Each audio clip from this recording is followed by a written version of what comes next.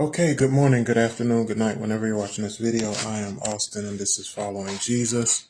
We are on episode 24. If you don't know what? We are on episode 80. What episode we on? Dang it. We on something. We on episode 83, I think. If you don't know what Following Jesus is a Bible study. We started in Matthew 3 and we are now on Luke chapter. We are now on Luke chapter 23. If you following Jesus, you can follow me on YouTube, my YouTube page, so I can get off of Facebook. I need 50 subscribers to be able to go live off of YouTube. Once we get to Revelation, I'm planning on being done with this. Then I'll just promote the videos. But yeah, once we get to Revelation, I'm planning on just being done with it. So it is. This is I do see an end to this. As far as me doing the Bible studies, but in the meantime, you can subscribe to my YouTube if you want to participate in the live. If you want to watch it live, my YouTube page is at Following Ep83US. Again, that's at Following Ep83US. I have to make an apology for the last episode. The last episode, I think I got ahead of myself. I did a video without studying. The reason I'm apologizing is because that damages people. Here's the thing. I've already said in the past that I haven't read the whole Bible. In these past videos that I haven't read the whole Bible, that nothing I say is set in stone. But here's the dilemma in doing these videos. The dilemma is not everybody watches every video. So when I say something wrong, I can't go back and see. I don't know everyone who's watching these videos. So I can't go back and correct it to everyone who's watched it. So the damage is done. So I did a video just to I did a video the last episode, which was supposed to be episode 85, but I did take it down. I didn't delete it. I hid it so that only I can see it, because everything that I said wasn't scriptural. I went back. I questioned some of the things I was saying. I spoke with certain people, asked them how they feel about certain things that I said after watching the video, and after listening to them and considering them and then considering certain scriptures, that was not accurate. So I do have to apologize for that. And I do have to say, take all of that and just delete it from your brain until I'm going to go back to it. Because like I said, we have to understand who Jesus is. We have to understand who Jesus is before we get into John. But I went ahead of myself and I shouldn't have done that. I hate doing that. It's one of the reasons why I said these videos grieve me, because when I do stuff like that, it feels like I just threw an interception at the Super Bowl. Like, that's how it feels. It makes me not want to do the videos anymore. That's just how it be making me feel, where I just be like, dang it, I'm not cut out for this or whatever. But I know that I have to, this is what I believe I have to do. But in order for me to get that shame, that just that feeling, just that bad feeling off me, I have to apologize. Because again, I am doing these videos and I am responsible for what I say to people. So when it's wrong, it hurts me, because I can't go back and fix it with everyone. So everyone who has watched the last video and is watching this video, I did take it down. Do not do not let that sit in your heart, because I didn't do my due diligence before doing that video. In the future, I'm going to try to do my due diligence a little bit more. It's a kind of hard, because like I said, I try to do these daily, and I work. I got kids. So it's hard, and sometimes I get excited and just do these videos. I'm going to try not to do that, because at the end of the day, these are you guys' souls, my soul. But like I said, I have to correct that. That video is not the best analogy that I could come up with to help people to understand Jesus Christ. The Adam and Eve analogy is the best one that I can use. So if that one confuses you, I'm sorry, but that's the one that's most more scriptural from what we've already read and from what I've read this far. The analogy that I used in the last video is not scriptural for things that we haven't read yet and things that I haven't read yet and considered. One such thing is when I spoke about Jesus being on the right hand of God. I thought about it after speaking with certain people. I'm like, wait a second, that's not right. So like I said, take that, delete it from your brain. We're going to move on. My morale is down, but I'm not going to stop. We're going to keep going. We're going to go on Luke chapter 23 and verse 1. Honor, stop playing with me. I'm not playing right now. Luke chapter 23 and at verse 1. And the whole multitude of them arose and led him unto Pilate, and they began to accuse him, saying, We found this fellow perverting the nation, and forbidding to give tribute to Caesar, saying that he himself is Christ, a king. So now we know that we have Jesus. Now we know that we have Jesus. That we are on live, and I will say this to the person that's watching on live right now. I just said that last video that I did, take all that stuff and delete it from your brain. I was wrong about a lot of that stuff after reading some of the scripture and actually studying it. I got to say that again because I know you were watching the last episode. So that last episode, just delete it from your brain. I said a lot of things that's not scriptural. So if if you're looking at Christ in that way, then just delete it. I'm gonna have to come back and correct it when we're done with Luke. But I have to say that because again, I don't want anybody to be misled from what I said. But anyways, we are on Luke chapter 23, verse 1. And the whole multitude of them arose and led him unto Pilate. And they began to accuse him, saying, We found this fellow perverting the nation and forbidding to give tribute to Caesar, saying that he himself is Christ, a king. So now we know that the Jews, wait, did they? Honor, y'all be quiet. Or y'all gonna go in y'all room. We know that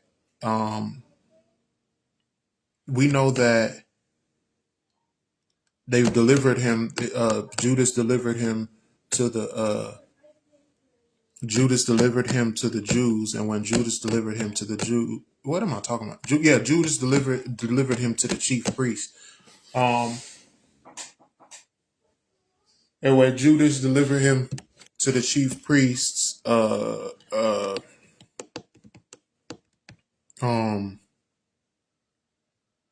when Judas delivered him to the chief priests, Peter denied him, and now they're questioning Jesus. So at verse 23, verse 1, the whole multitude of them arose and led him unto Pilate. So now after the chief priests, which are Jews, they led him to Pilate, who is a Roman. So at the time, like I said, at that time, Rome was over these Judea and Jerusalem and all these places. So Rome was was in charge. So since Rome was in charge now, they delivered him to a Roman, whatever they called him. I don't know what they called him back then. So the Jews delivered him to the Romans. Verse 2, the chief priests. Verse 2, and they began to accuse him, saying, We found this fellow perverting the nation and forbidding to give tribute to Caesar, saying that he himself is Christ, a king. Here's the problem. They lying. We know what they said. We know what they said. It says they began to accuse him, saying, This fellow perverting the nation and forbidding to give tribute to Caesar. He didn't oh my bad. He didn't forbid to give tribute to Caesar. He said, Render unto Caesar the things that are Caesar, and to God the things that are God's. They misunderstood that. They mistook it. And I don't know if they misunderstood it or if they're just lying, which I think they're lying. And they're saying, that he said not to give tribute to Caesar and that he's saying himself is Christ, the king. But they added a king. Mind you, these are Romans. These are chief priests, religious people delivering to someone who's not, who I don't deem to be, who I don't think is as religious. So they're wording it in a way where you can stir up strife. Oh, he's saying he a king, you know, he's saying he's a king, and he said not to give tribute to y'all. So they're stirring up strife among the Romans to bring an accusation to make them look at him a certain way. We know people will do this to us as well, following Jesus. They take your words, and that's, again, going back to what I said earlier, that's the danger of me doing these Bible studies and stuff like that. You can say certain things, people can take it out of context. And when people take it out of context,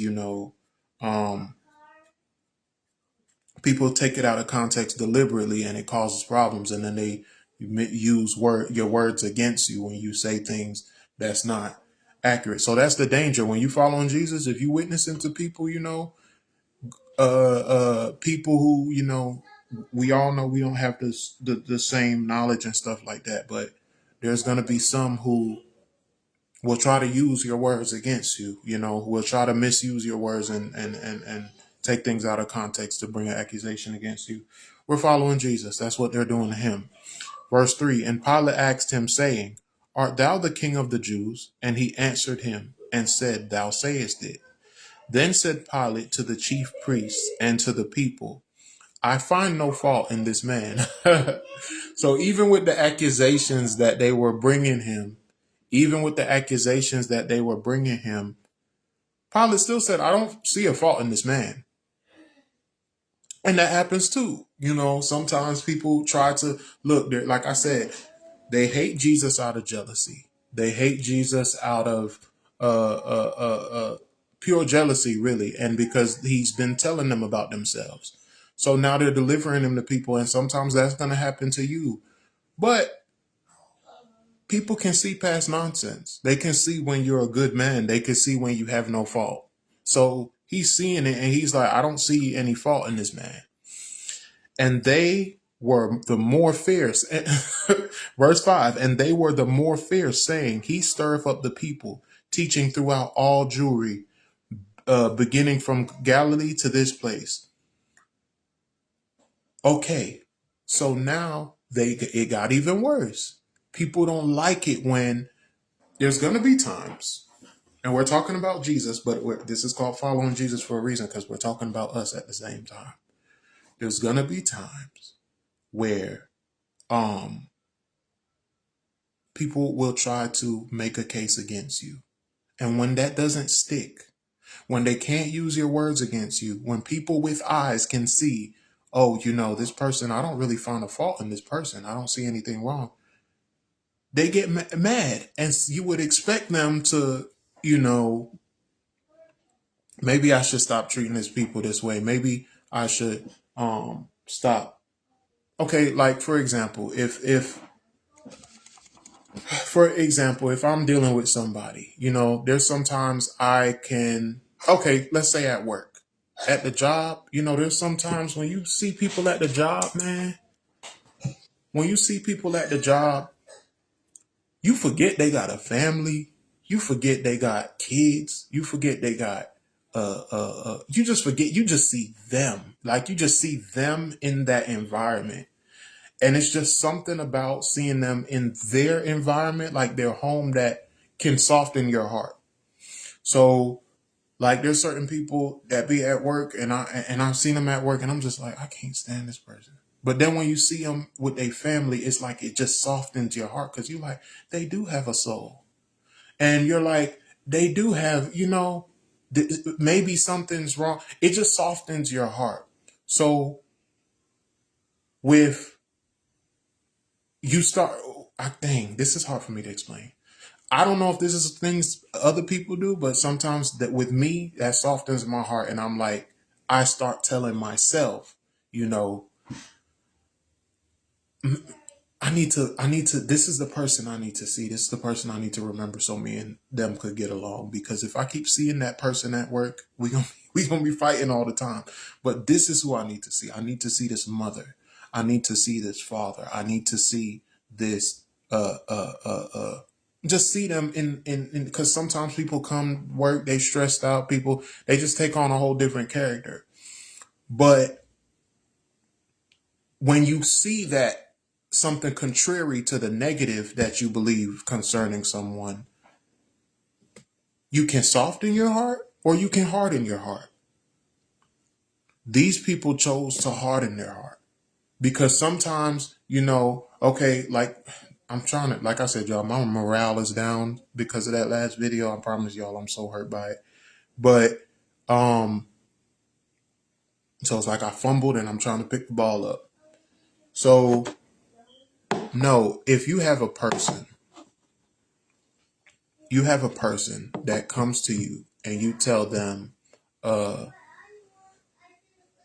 if you have a person and they come to you and you tell them, like, you think they're a liar, and after thinking that they were a liar, someone comes to you and they prove you wrong, or they show you another side to a person or something like that, or they show, okay, for example, if I see a guy and I don't know his wife, and from my perspective, he's a liar, he's a cheat, he's a this and he's a that. But then from his wife, who actually knows him, I hear him. And now, I hear her and I hear certain things that she's saying concerning him, and it makes him look faultless. To me, I've had so many accusations against him, but the more I speak to his wife, the more he looks faultless to me. You can either soften your heart and repent and be like, I was wrong about this person. Or you can harden your heart and do what they did. That's the point I'm trying to get to. I'm sorry it took me that long to get to it, but that's the point I'm trying to get to. You can soften your heart. You can have an opportunity to be like, well, they don't find no fault in them. And you know what? Maybe they ain't so bad. Maybe this and that. Or you can,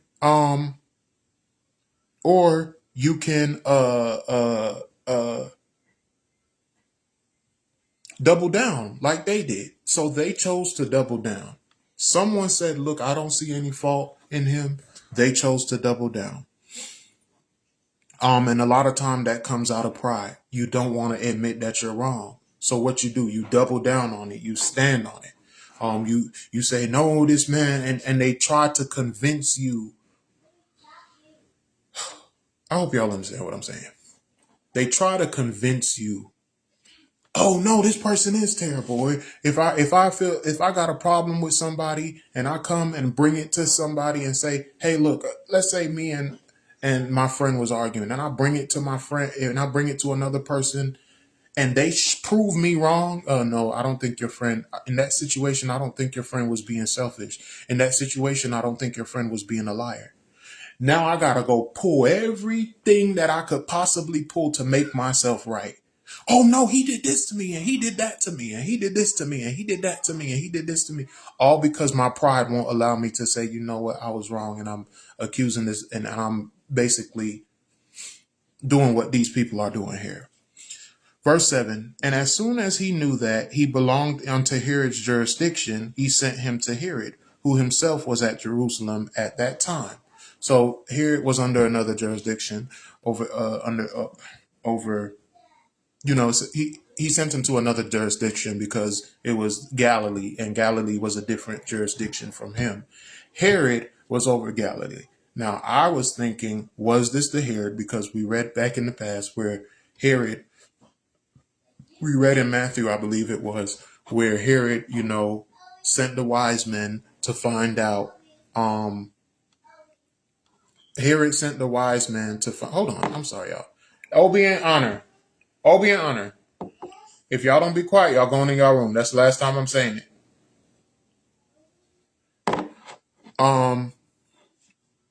Herod sent the 3 wise men to see baby Jesus because he wanted to worship him. So they was warned in a vision not to come back and return to Herod, but they gave Jesus gifts and went about their business. It's not the same Herod. I had to study. It's not the same Herod. The Herod that he sent him to is the Herod that beheaded John. So just in case anyone's thinking, okay, is that the same Herod? No, it's a different Herod. The Herod that they sent him to is the Herod that beheaded John. And verse 8, and when Herod saw Jesus, he was exceeding glad, For he was desirous to see him of a long season, because he had heard many things of him, and he had hoped to see some miracle done by him. If you remember in if you remember in a couple verses back, where I think someone told Jesus, Herod would like to see you, and he's like, no. What are you talking about? No. So this is the same period. So he's saying, I wanted to see Jesus. I wanted to see these miracles. I wanted to see this stuff that's going on. Verse 9. Then he questioned him with many words, but he answered him nothing. So now he's before Herod. Herod's questioning him. Jesus ain't saying nothing. Again, following Jesus. He said, agree with thy adversary swiftly, lest they deliver you up into the courts and stuff like that. And he said, it'll give you, the Spirit shall give you in that last hour what you shall say. That's why I said, me personally, I asked the Lord to help me when to speak, when not to speak. That's why I felt like I messed up in that last video, because I spoke before I should have, got too hasty and spoke before I should have. And that causes problems. But we see Jesus is showing us when we need to shut up. And the problem is, Jesus knew that shutting up would cause him to be crucified. He knew that, basically what I'm saying is sometimes being quiet will cause, the flesh pain, will cause you to be in bad situations, but it might be the will of God that happens. It might be the will of God that happens. Sometimes you may be able to talk yourself out of that speeding ticket. The Lord know you may start speeding again. So he may have you shut your mouth. Then you get that ticket and you like, I should have said something. I should have lied. I should have just lied. I've been there a lot of times where I tell the truth, and then I'm just like, why didn't I just lie? Why didn't I say something when I did? But I believe that's the trick of the devil. Well, it is the trick of the devil. The Lord's not going to have you doing anything contrary to what he said to do in his word. So he's not going to have you lying. So sometimes you feel like, man, I should have lied. I should have dismiss those feelings, because a lot of times you feel like the truth is always going to, sometimes we feel like the truth is always going to put us in good situations. Like, oh, I feel like if I tell the truth, things gotta go right. Or if I feel like if I keep my tongue, he that keepeth his tongue keepeth his life. I feel like if I do everything right, everything's gonna be fine. Everything's gonna go work out well for me. It doesn't always work like that. Sometimes you do the right thing, and guess what? You get screwed over for it. But that's in the Lord's will. So verse 9, then he questioned with him many words, but he answered him nothing. And the chief priests and scribes stood and vehemently accused him. And Herod with his men of war set him at naught, and mocked him, and arrayed him in a gorgeous robe, and sent him again to Pilate. So here it was like, okay, this man ain't even saying nothing. So they mocked him and sent him back to Pilate. And the same day, Pilate and Herod were made friends together, for they were at enmity between themselves. I don't know why that's relevant, but they became friends over it.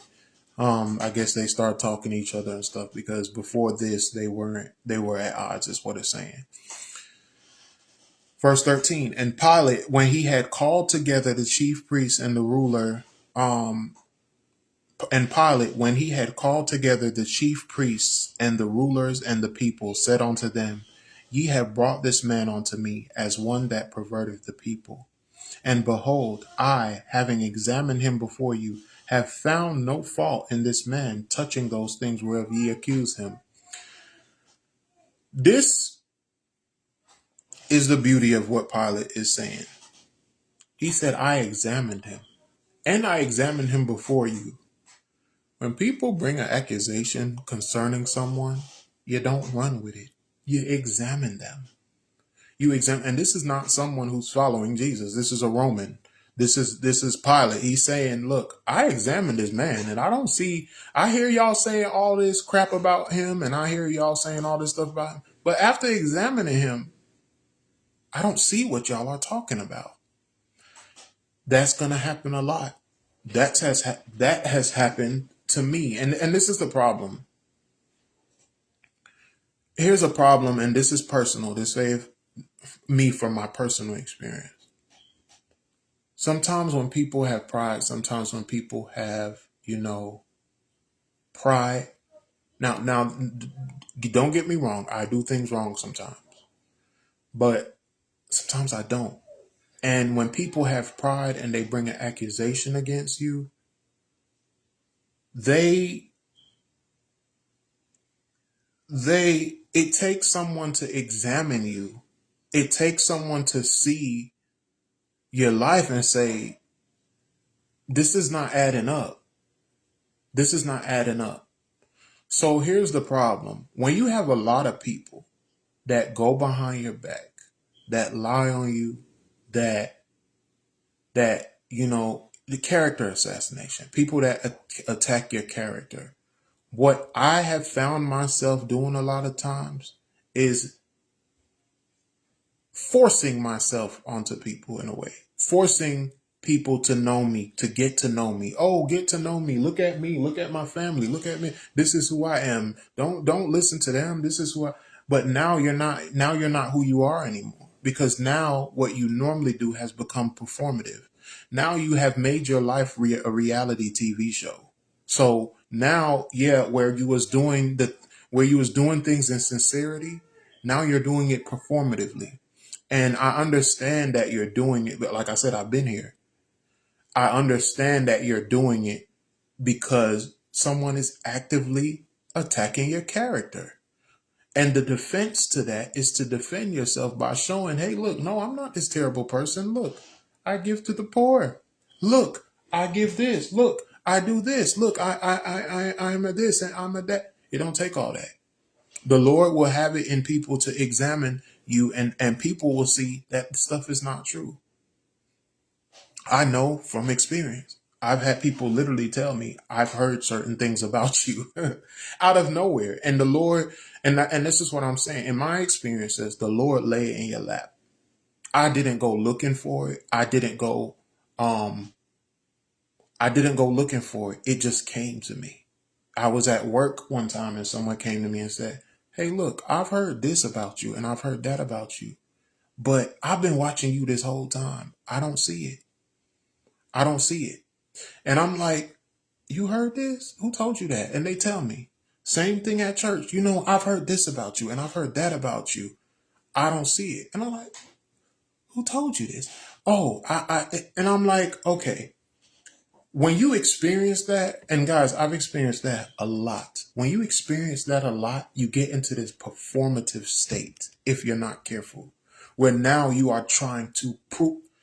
We spoke about this in Matthew, where the devil told Jesus to prove himself. If you, the Son of God, do this. Now you are doing things and it's not sincere anymore because you are doing things performatively. Another example that I can think of.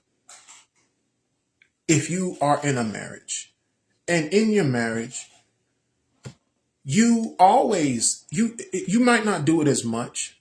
You might not do it as much. And this is why it's good to, you're in a relationship. You might not do it as much, but you get your girlfriend flowers, or you get your fiance or your wife or spouse or whoever flowers. Now you do that from the kindness of your heart.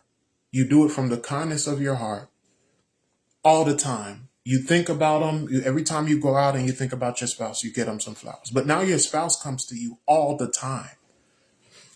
I want flowers. I want flowers. I want flowers. I want flowers. I want flowers. I want flowers. I want flowers. And then after you start giving them flowers, they're like, are you really doing this genuinely, or are you doing this because I'm asking for it? And you like,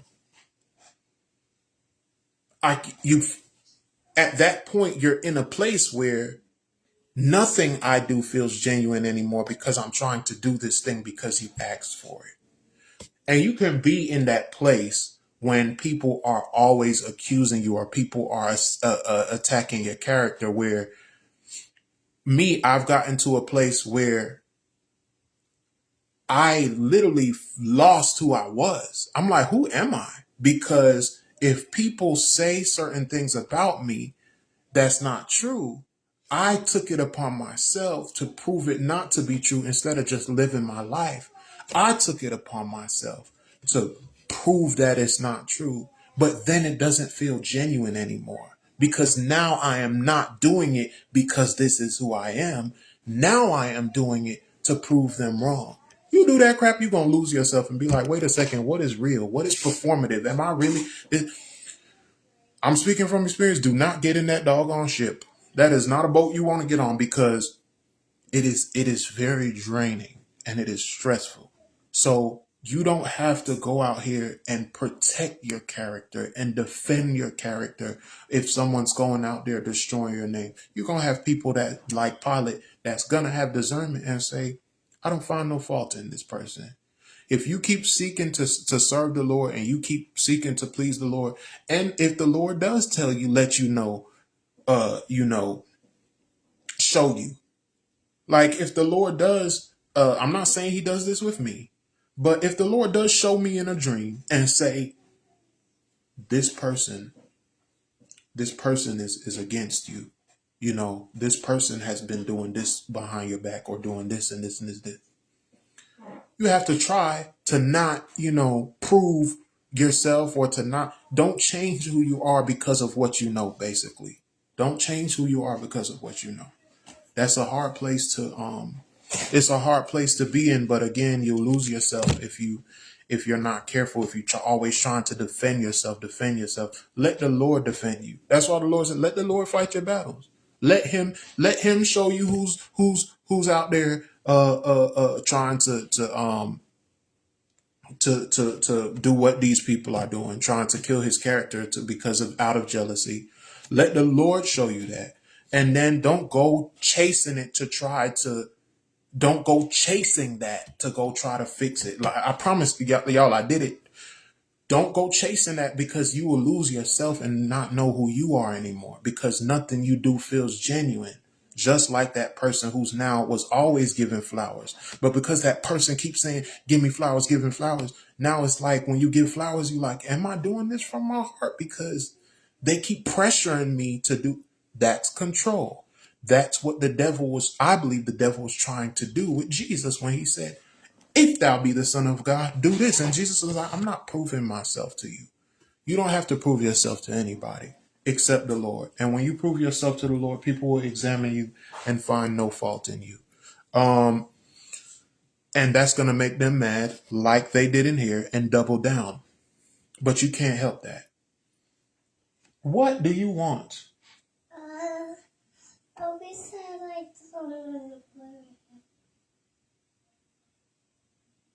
y'all go to bed. Obi, time to go to bed until I'm done with these videos. This video. Okay, so now we are on verse 15. No, nor yet hear it, for I sent you to him, and lo, nothing worthy of death is done unto him. So now two people. He said, look, I don't see nothing wrong. Herod ain't see nothing wrong. He mocked them, but he ain't seeing nothing wrong, nothing for him to be worthy of death. Verse 16, I will therefore chastise him and release him. He said, I'm still going, I'm going to beat him or I'm going to do whatever, but I'm going to release him. Verse 17, for of necessity he must release unto them one of them at the feast. And they cried out all at once.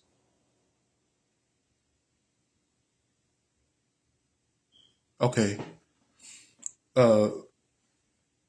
Yes, 18. And they cried out all at once, saying, away with this man and release unto us Barabbas. For some reason they didn't. I thought I missed the verse, but I didn't. So now they're introducing us to Barabbas. And verse 19 tells you who he is. Verse 19, for a certain sedition made in the city and for murder and was cast into prison. Here's the irony. Sedition is when a person tries to get you to go against authority. Let's make sure that's what that means. Before we keep going, I think that's what that means though. Sedition is This is the irony of the situation. Sedition is when a person conducts or a speech inciting people to rebel against the authority of a state or monarch.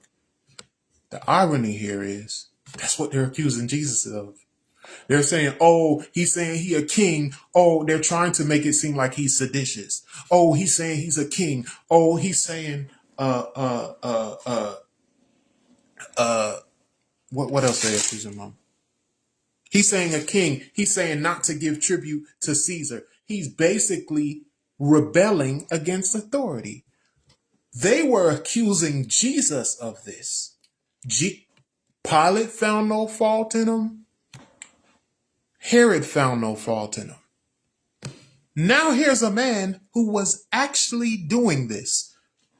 For of necessity, he must release one of them onto the feast. And they cried out all at once, away with this man and release unto us Barabbas. And it tells you what he was doing. For a certain sedition made in the city and for more murder was cast into prison. A murderer and a seditious man. They rathered have him. Don't be surprised if that happened to you. People will accuse you of certain things, and yet still the same accusation that they bring against you, they will love another for. Have you ever seen someone in a relationship where, and I've never seen this, I'm speaking to y'all to really see if y'all see this. Have you ever seen someone in a relationship where they left one relationship and accused, oh, this man is a cheater. This man is a liar. This man is a this. And then they got in a relationship that man wasn't nothing they said.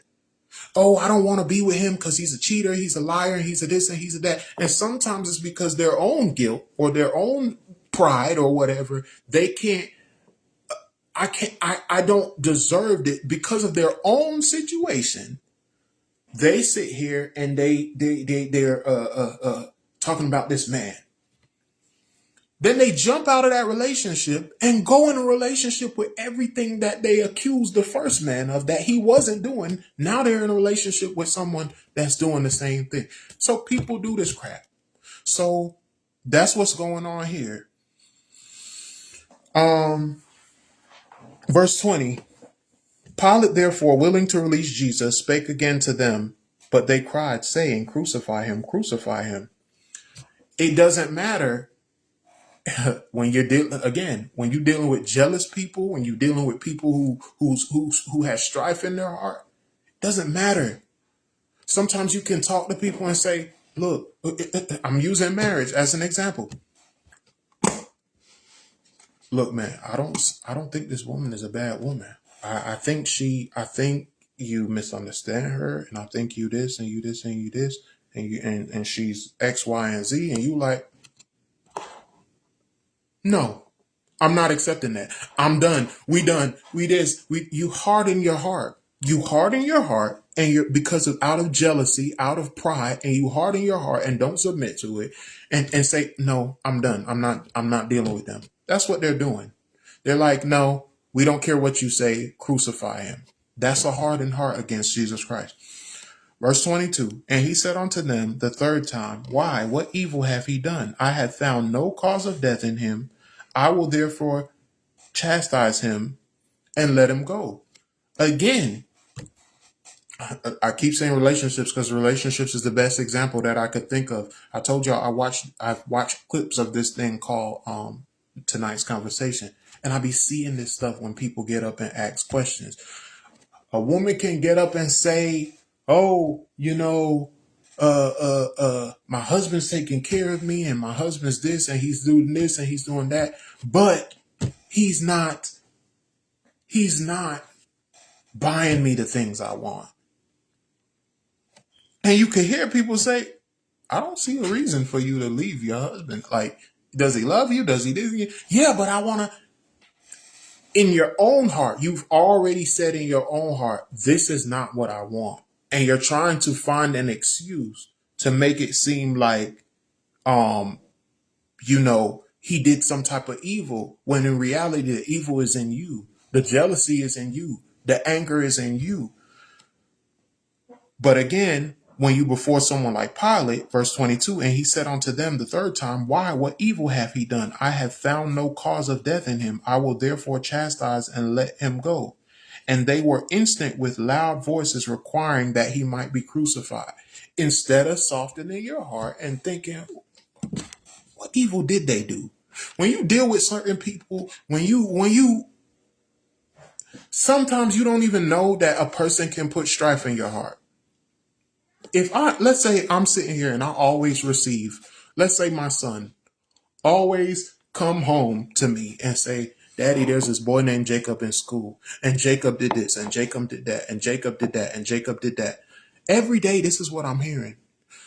So I don't even notice that strife is being planted in my heart towards Jacob. So now we go to like a little event that we go to a graduation, and they call Jacob's name, Jacob Wilmington, and he's walking across the stage. I'm like, look at this little fart. And you don't even know why you hate this guy. It's because you sat here and you listened to things and received something in your heart and you don't even know. That didn't happen, guys. But I'm just saying, as an example, you sat here and you and they walk across stage and you're like, look at this little fart here. And you don't even know why the strife is in your heart because someone planted that seed in you. But it's going to take, it says, and they were instant with loud voices requiring that he be crucified. No, that's not what I was saying. Dang it, I lost my train of thought. What I was saying is a person can plant an evil seed in your heart and you don't know where it's coming from. It's best that you, dang, I really lost my point, my train of thought. Verse 22, and he said unto them the third time, why, what evil hath he done? I have found no cause of death in him. You're not able to tell, you don't think to yourself, wait a second, what evil did he do? This little boy Jacob didn't do anything to me. I mean, I've heard my son's witness, but as far as it comes to me, I don't know if my son was even telling the truth. So now you got all this hatred, you got all this stuff in your heart against a person who you don't even know. You got all this stuff against your heart towards a person that you don't even know because you sat here and listened to somebody's witness, and because they were close to you, you accepted that. So you accept, you accept, that stuff from your son just because he's your son, and you will be, and remember when I said you will be persecuted for righteousness' sake, even in your own home. Sometimes you could be in your own home and you could not receive, I dealt with this in my family earlier, when I was younger.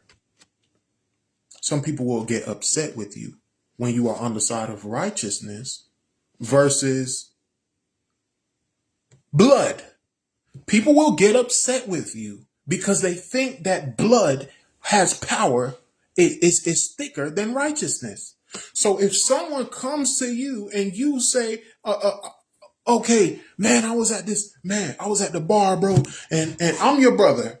I was at the bar, bro, and this man just sat here. I was talking about this man's wife, and I was talking about her, and he get up and and we got in a fight and something, and you didn't even have my back. What do you mean I ain't have your back? You was wrong. I was wrong. Yeah, you was wrong. And people will be upset with you because you're supposed to be my brother.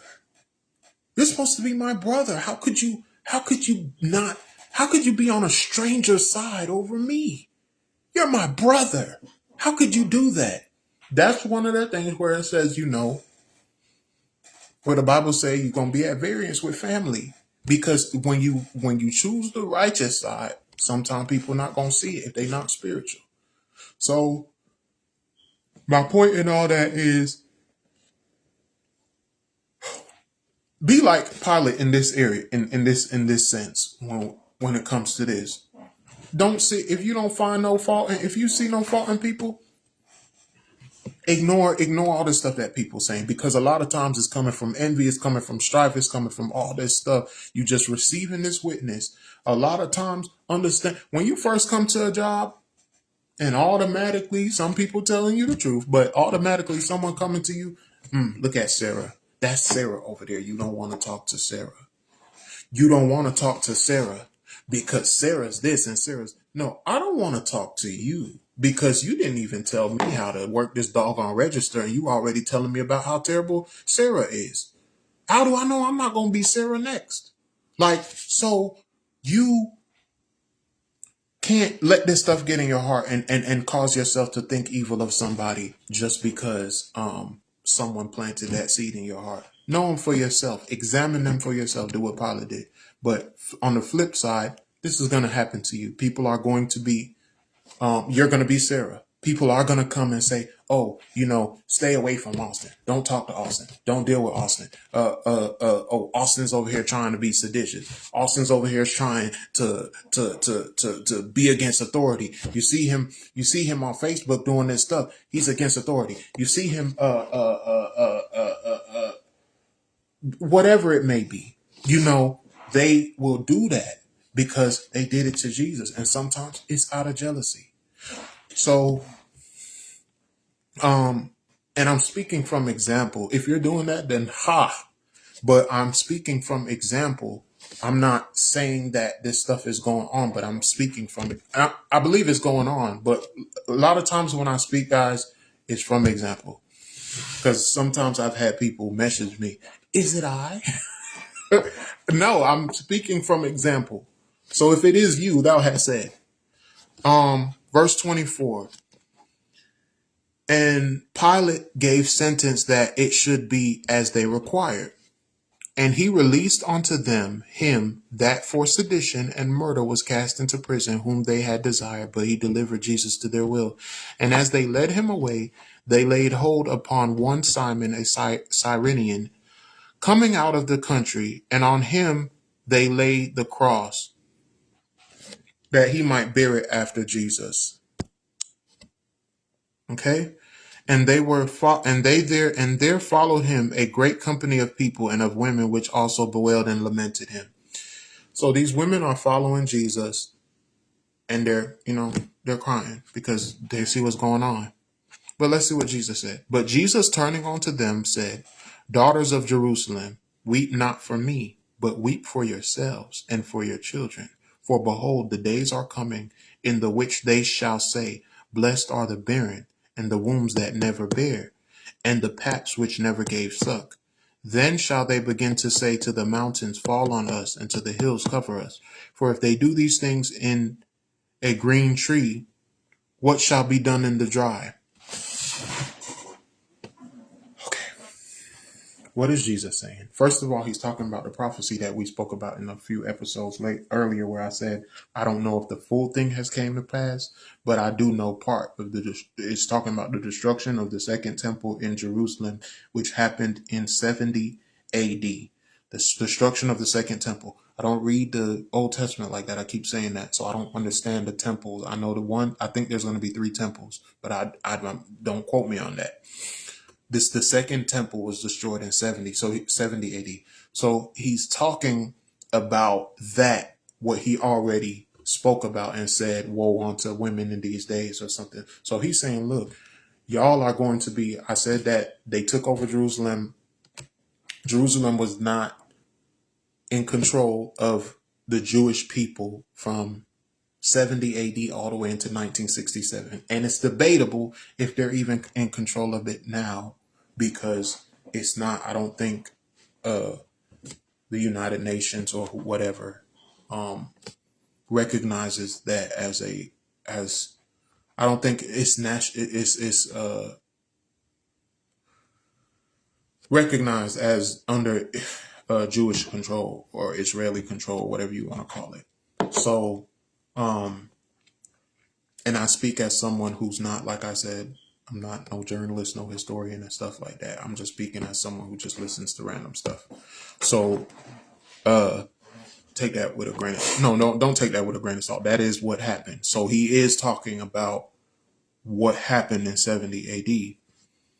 But in 30, he said, then shall they begin to say to the mountains, fall on us, and to the hills cover us. He's saying, look, some of them people gonna want to die, and some of them people just gonna want to hide. But in that day, some people gonna want to die, and some people gonna want to hide. Verse 31. Going back to the example that I was talking about earlier. 31. For if they do these in a green tree, what shall be done in the dry? That's what I meant when I said, you don't know if you're going to, the example I gave earlier where I said they coming and talking about Sarah. If they're talking about a green tree and you know you full of crap, if you know you full of crap, if I know I'm just a child of the devil and someone coming to me like, oh, you see Pastor Rogers, and Pastor Rogers to me is one of the most righteous men I've ever seen in my life. Pastor Rogers to me is one of the most righteous men I've ever seen in my life. And they come to me talking about oh, you know, Pastor Rogers is this and Pastor Rogers is that. And I'm examining Pastor Rogers and I'm like, I don't see what y'all are talking about. Look like a good man to me. He said he gonna take care of his wife. I don't see it. He look like he take care of his wife. You say he cheating on his wife. I don't think he don't seem like the type. When I talk to him, he don't seem like the type to cheat on his. So now you see this good man, and you think of how full of crap you are, and you like, I'm a terrible man. I cheat on my wife. I don't take care of my kids. Matter of fact, I got one. I'm hoping they don't find out I'm the daddy. So you got this person listening to this crap. You think they not gonna talk about you? So that's what Jesus is saying. For if they do these things in a green tree, a man who have no fault, what shall be done in the dry? So y'all need to cry for y'all's sake, because y'all the ones got to deal with these type of hypocrites. That's what he's saying. Verse 32. And there were also two others, malefactors, led with him to be put to death.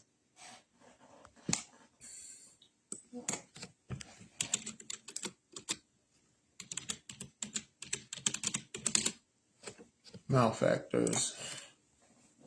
Okay, a person who commits a crime. So criminals. And there was also two other criminals led with him to be put to death. And when they were come to the place which is called Calvary, there they crucified him and the malefactors, one on the right hand and the other on the left. Now here comes Austin, guys. This saith I and not the Lord. This is not in the Bible. This is just me, and this is just me because I am intrigued by certain things when it comes. I want to understand the fullness of Jesus Christ.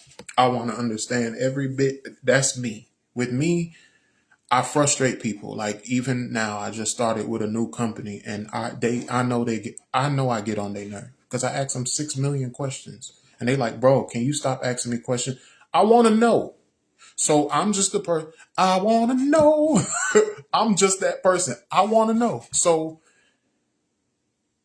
one of the things that interests me is not scriptural, so take it with a grain of salt, is that they had one thief on the right and one thief on the left. And to me, I think that was indicative that the goat of the goats and the sheep. I think that was a shadow of what is going to happen in judgment. I believe that it was a shadow of what was going to happen in judgment. So the one on the right hand who repented and said, who trusted Jesus and said, look, let me have a seat with you. Let me make it in your kingdom, or whatever he said. We're going to read it. And then the one on the left, I believe it doesn't say where they were, but I believe that the one on the right was the one that repented and the one on the left. And I believe that shadowed this. That's just because I like looking at things in depth like that. Nothing to do with salvation. Nothing that's going to condemn you to hell. Just saying that because if people want to talk about that, we could talk about it. Because I like talking about stuff like that. Because it's interesting. But verse 35. No, I'm sorry. Verse 32. And there were also two other malefactors led with him to be put to death. And when they were come to this place, which is called Calvary, there they crucified him and the malefactors, one on the right hand and the other on the left. Then said Jesus, Father, forgive them, for they know not what they do. And they parted his raiment and cast lots. This is something we're following Jesus. We're following Jesus. I just named all types of stuff that I personally experienced. I named all types of stuff that I personally experienced. I didn't say no names. I ain't say none of that because that's not my goal is not to shame anyone. My goal is not to do what you call it, slander anyone. My goal is to let you know that these things will happen to you. And I want you to know that I'm speaking from experience, so I know what I'm talking about when I say these things can happen to you. That happened to Jesus. But at the end of the day, you got people who's seditious, who's accusing you of sedition, who is attacking you, who cannot see themselves, so they attack you instead. And you take this stuff and you ingest it. And if you are really, with me personally, that stuff drained me. That stuff drained me. Because sometimes I felt guilty for what people accused me of, even if I wasn't guilty of it. It's so weird. I'm legit healing from that stuff, but it's so weird. Like a person could legit be like, I was in a state where it wasn't being naive. It was just, I think I spoke about this in another video. When you empathize with people to the point where you lose yourself, where you like somebody say, hey man, you a liar. And then you like, I don't remember lying to this person. And then you think to yourself, Lord Jesus, did I lie? Dang, what's wrong with me? And you get to yourself, man, I'm a liar. Well, when did I lie? And you never consider maybe this person is just a liar themselves. But you don't consider. I wasn't considering that sometimes. I wasn't considering maybe these people are just wicked. Maybe they just wicked. So sometimes when people say things to me, I'm like, dang, am I fake? Is there something in me that I just don't see? Lord, is it something in me that I just don't see? Because especially if two people say it, Lord Jesus, two people say it, Austin, you stink. I don't smell myself. Lord, what's wrong with my nose? Never saying, no, what's wrong with their nose? I'm just like, Lord, what's wrong with my nose? I just got, and things don't even make sense. I just got out the shower. I just put on deodorant. Why are these people saying that I stink? Because they stink. But at the end of the day, when you deal with all of that stuff, you got to say, Lord, forgive them. They don't know what they do. I believe you should stay there. Not to a point where it becomes like where it just kills you, but you do have to examine yourself and see whether you're doing the right thing and you're doing right by people. But at the end of the day, the people who are doing these things and hurting you and saying certain things about you and doing all this, you got to forgive them, because a lot of times they don't know what they're doing. A lot of times people don't understand. People in the world may not understand why I'm here almost every night doing these videos. Like, what is he accusations? What does he want? Does he want attention? Why is he doing this stuff every night? Every night I see his darn face. Every night I just don't get it. What is he doing? And I have to say again, internalize it first. That's just how I am. And like I said, I'm dealing with me. I don't want to make this about me, but you internalize that and say, dang, am I doing this for attention? Wait, what am I? Because Jesus perceived the hearts of people, but Jesus knew himself. He knew who he was. He perceived the hearts of people, but he knew who he was. When you perceive people's heart and you don't know who you are, Lord have mercy. Because you know what they're thinking. Oh, Lord, look at this person. Look at this person, think I'm this. Here they come, here they come, here they come. And you deal with that crap. But at the end of the day, you have to know where a person is spiritually too. Where a person is spiritually. A person, a lot of times people project. I feel like a lot of people project. Everybody projects. Sometimes I project. So sometimes people will project that stuff onto you. because they want attention. They accuse you of attention. Oh, you want attention. You want this, this. You think I'm going to get attention? I have to argue with myself. You think I'm going to get attention by speaking about Jesus and picking up a Bible when I can sing?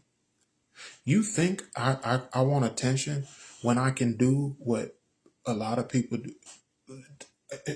All I gotta do is something just just stupid. Anything, a lot of things, a lot of bad, wicked things get attention nowadays. So now you have to say, at that point, forgive them because they don't understand what is driving me. They don't understand what is with pastors. Look, pastors, I am a pastor's child, and I was around a lot of pastors. So I'm able to see what pastors deal with. I get frustrated with pastors myself because I'm human, and I've been under pastors and I am under pastors.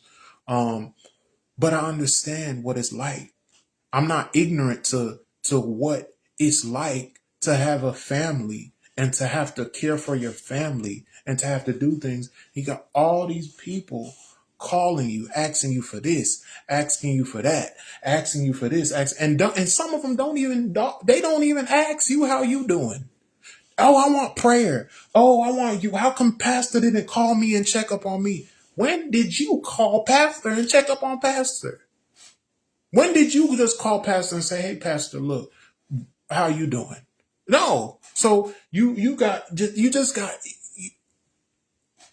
and they have to be in a position where they're like, "Forgive them, Lord. They know not what they do." They expect you to be perfect and get every darn thing right. You can't say, if you say, "Hey, look, I messed up," they lose all confidence in you. See, this is what I'm saying. Christians fake, and this is what I'm saying. Christians did. Just because you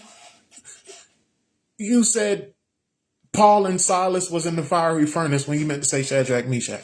And now they just, you this, and now they cast your name out as evil because you said Shadrach and Meshach was the one in the belly of the whale. You deal with stuff like that. And you have to do this. If you're following Jesus, you have to say they don't know what they're doing. And that stuff hurts, but that's just that's just what happens. But you have to, when you get over that grief, when you get over all that pain, when you get over all these people just don't understand and stuff, when you get over all that, you have to say, Lord, they don't know what they're doing. They don't know they're hurting a child of God. Sometimes I think I spoke about this, within a family, look, within my family, sometimes I feel like I'm right. Sometimes in the church, dealing with problems in the church, I feel like I'm right. I really feel like I'm right. And when I feel like I'm right, I may say things because I feel like I'm right, but I hurt people. And when I hurt people because I said certain things that I was right, what I felt like I was right with, it's good to have someone say, it's good for the Lord to wink at that ignorance. It's good for the other person to say, Lord, forgive them, for they know not what they do. Because sometimes you literally don't know what you're doing. Sometimes you think somebody is against you. Like, let's say me and my wife was arguing one time. And we arguing, and I come home and my shoe's missing. And I just know I'm right. I just know I gotta switch it. I'm sorry. Let's say she's mad at me and me and her arguing. She come home and her shoes is missing.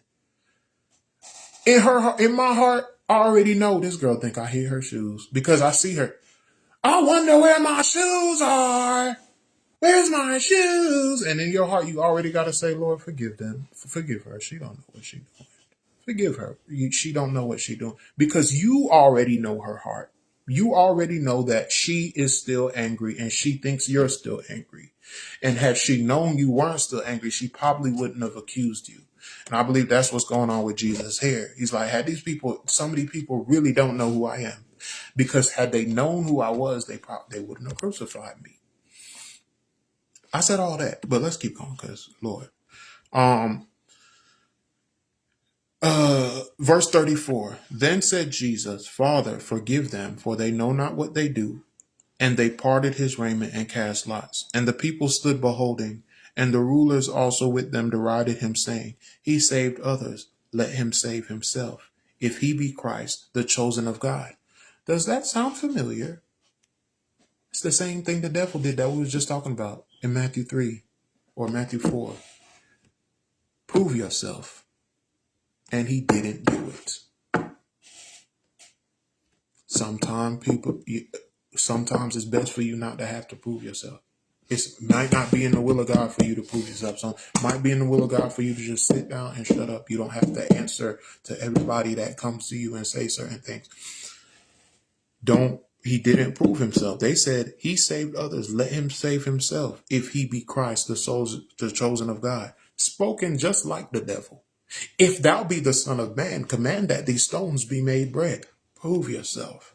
Spoken just like the devil. Let him save himself if he be Christ, the chosen of God. Tempting him. But we know that if they would attempt, they tempt him. You know what would have happened. Don't let people tempt you to the point where, look, the devil gets in people sometimes. He just said they don't know what they're doing. The devil gets in people sometimes. Do not allow them to tempt you into proving yourself. Do not allow them to tempt you. Some of these, look, some women, they have this thing. I was just talking about this with somebody. I was talking about how there are some women that will get in a man's face. They just get in a man's face because they believe the law will protect them. They believe the law will protect them. Oh, I'm protected by the law, so he ain't gonna slap fire out of me. So they just come. What you gonna do? What you gonna do? What? Oh God! Oh, he hit me on it. What you thought was gonna happen? But here's the problem: the man that fell for that temptation, now you going to jail. Because if you just better hope you get a judge like me. Because I'd have been like, girl, you got slapped because you got in his face. Next time, don't get in his face, sir. Congratulations. No, let me stop. But I'm actually partially serious. Get out the man's face. Get out the man's face. But my point is, do not allow someone to tempt you in that way where you got to prove yourself. You ain't gonna hit nothing. You ain't gonna hit nothing. You ain't gonna do nothing. And now you prove yourself and now you in jail. I'm not gonna hit nothing. I'm not gonna hit. Now you prove yourself. You in jail. That's the first example I'm thinking of that I can think of.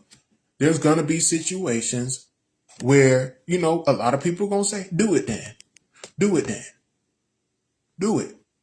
So don't put yourself in a situation where you're proving somebody, trying to prove stuff to some people. A lot of time that's the devil, spoken just like the devil. If you do this, then do this.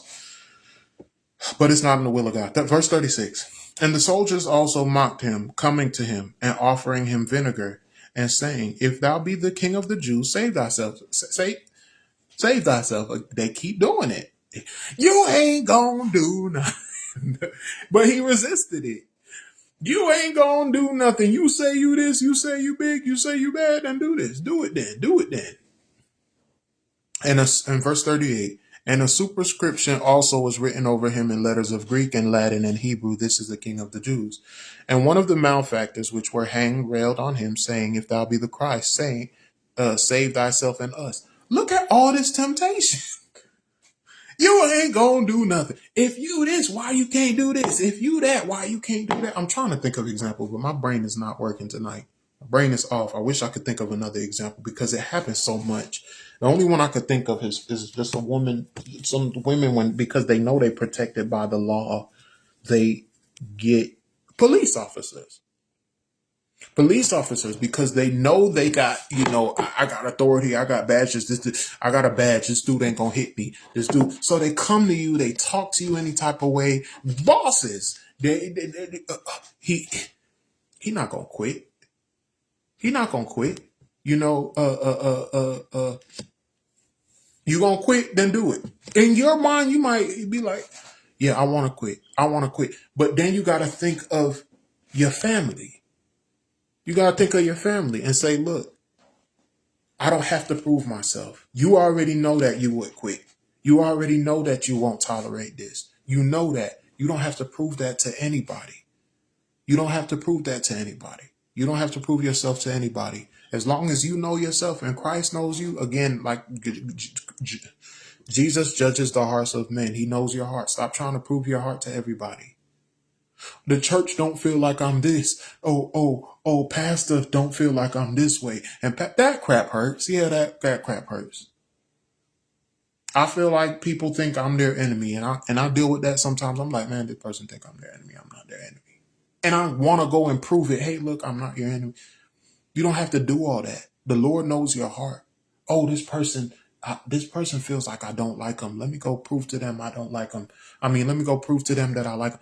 You don't have to do all that crap. It says, if thou be the Christ, save thyself and us. All them temptations is going to come, and you have to look out for it. See if good comes in from this. I don't have to listen to this temptation. I don't have to prove myself to anybody. If I'm in the will of the Lord, and if I know my heart is in the right place, I can go and I can pray for their sake and say, Lord, forgive them, for they know not what they do, because my heart is in the right place. So if they think I'm fighting with them, so they go behind my back and because that's what people do. You know, sometimes you feel like somebody wronged you, and because you feel like somebody wronged you, you feel like y'all not on the same page. So you try to beat them to it. Oh, he mad at me, so I think he's doing this, or I think he's doing that, or oh, he over there talking to his friend about me, or he over there doing this and this and that. No, and that person may not be talking to their friend about you, but you try to do these things. Forgive them, Lord, they know not what they do. Because I understand they think that we still beefing, we not still beefing. I done got over that a long time ago. Forgive them, Lord, they know not what they do. They think we beefing, we not beefing. People do these things. But again, you don't have to prove yourself to nobody. Go to the Lord first and say, hey, Lord, this is my heart. Here it is. This is my heart. And for their sake, to me personally, for the other person's sake, I go and sometimes and say, hey, look, you know we cool, right? Just for you to be able to sleep at night. You don't have to do that. But sometimes I do that with certain people. You know we good, right? But again, in proving yourself, you look crazy. Yeah, I know we good. Are we not good? So you got to be careful with that. You don't have to prove yourself. Between you and the Lord. Between you and the Lord. Verse 40. But the other answering rebuked him, saying, dost not thou fear God, seeing thou art in the same condemnation? Like, you in the same condemnation. How are you going to be talking crap? Verse 41. And we indeed justly, for we receive the due reward of our deeds. But this man have done nothing amiss. He like, look, you sitting here and you again, some people are critical of the innocent. Some people are critical of the innocent. There's some people right now looking at their pastor like, pastor is a liar. Pastor is, I don't know why I'm taking the pastor out tonight, but pastor is a liar. Pastor is a thief. Pastor is a this. And you saying all this stuff unjustly. And somebody's just going to look at you and say, don't you realize you a doggone thief yourself? Like, don't you see this? And you just speculating that he's this. But we both know you a thief. And we both know you a liar. So you looking at pastor this way and saying this X, Y, and Z about that. Again, y'all, I'm not talking about nobody. If I'm hitting you, then I'm hitting you. I promise you I ain't talking about nobody. I don't know why I keep talking about pastor. But you sitting here and you doing this, you in the same condemnation. Just pull the mold out of your own eye before you try to pull the mold out of somebody else. And again, when I say that, I have to give this disclaimer too, and it's a teaching moment too. There are pastors out here that are full of crap. And they say, I don't know who I'm talking about. I don't know who I'm talking about. And they know good and well who they talking about. Guys, I'm not one of them. I'm letting you know I don't know who I'm talking about. But I do know that is called spiritual abuse. And you do have spiritually abusive people who pretend to be on the Lord's side and say, oh, God showed me this and God did this to me and God is dealing with me and God told me to do this and do it, and have people questioning themselves and have people being like, well, God is not on my side because pastor said this about me. And how could he say that about me? The Lord must be displeased with me. If it don't line up, how the Lord gonna be displeased with you over something you ain't doing? Pastor call you a cheater and you like, the Lord must be displeased with me for cheating. Wait a second, I ain't cheating. There's people who are spiritually abusive and they make it seem like the Lord is on their side. That's why even in these videos, I be careful about talking about these dreams. I don't try to give too much interpretation to it because I don't want to make anyone feel like I'm saying the Lord is showing me that this specific person is that spiritually abusive. If it's not real, if it's real, then it is what it is. That's why I try not to name, unless the Lord lead me to name somebody. I try not to name anyone in these videos because I do have dreams about certain people and do have dreams about something, but I don't name it because that's spiritually abusive. Like, oh, but that being said, there are people who exercise that spiritual abuse, and there's people who, talk about their pastors and stuff like that, or talk about people and they don't even see that they in the same condemnation, and the person that they're accusing is actually not in that condemnation. With what measure ye meet, might it be measured onto you again. And that's what happened. It didn't say this guy on the left went to hell, but I would bet on it, because he judged himself.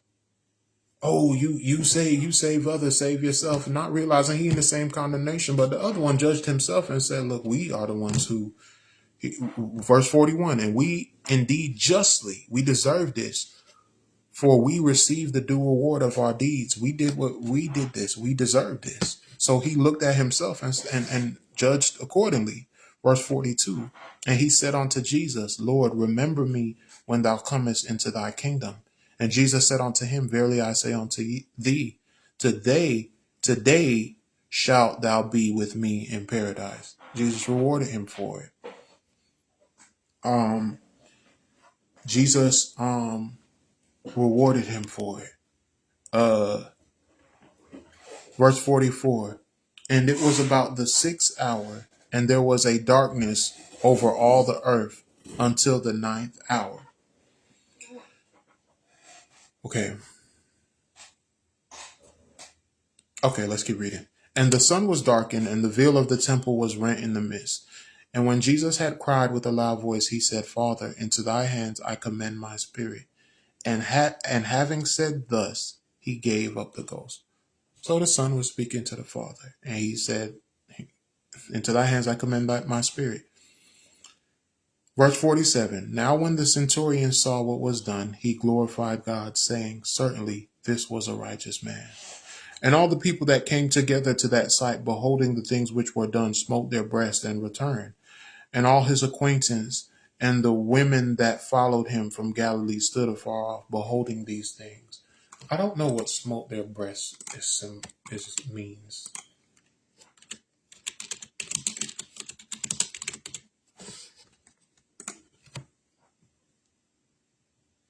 Oh, it means when a person has deep remorse or guilt. So they felt remorseful and guilty because of these things.